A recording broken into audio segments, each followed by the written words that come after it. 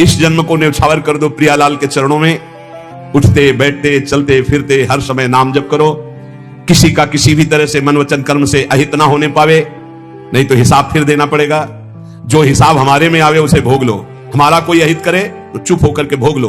दूसरे का अहित मत करना, खूब नाम जप करना। अगर हमारी कोई ऐसी घटना भी घटती है तो उस समय भगवान शरणागत वत्सल हमारा परम कल्याण कर देते हैं। हमें हर समय नाम में रहना है, पता नहीं कब क्या हो जाए। बात बिल्कुल हमारे बात को समझिए। सत्संग, भगवत शरणागति, गुरु कृपा, ये सब भगवत प्राप्ति करा देते हैं। पर हमें लगता है कि आनंद की अनुभूति वर्तमान में हो जानी चाहिए, इसलिए डट के नाम जप करो। पता नहीं कब कौन सी घटना घट जाए, कौन सा शरीर का कौन सा अंग साथ देना बंद कर दे। बहुत विचित्र है। एक एक वृत्ति को संभाल करके प्रियालाल में लगा दो, इसी जन्म में भगवत प्राप्ति हो जाएगी। मान लो भगवत प्राप्ति बिल्कुल कठिन नहीं है, कठिन है संसार का राग छोड़ना, और यह छूट ही जाएगा प्यारे। एक घटना बताएं। एक पति पत्नी थे, तो उनकी पत्नी का नाम था किशोरी, और वो बहुत अपनी पत्नी पे प्यार करते थे, आसक्त जैसे संसारी पुरुष रहते हैं। अब काल की घटना, उनकी पत्नी मर गई।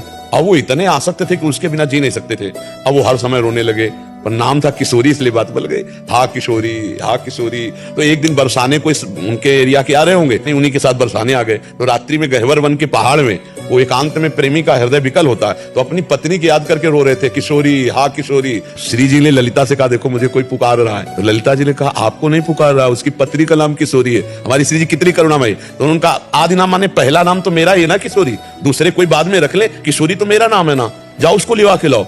ललिताजू नजदीक गए तो ललिताजू का दर्शन मतलब श्री जी का दर्शन समझो।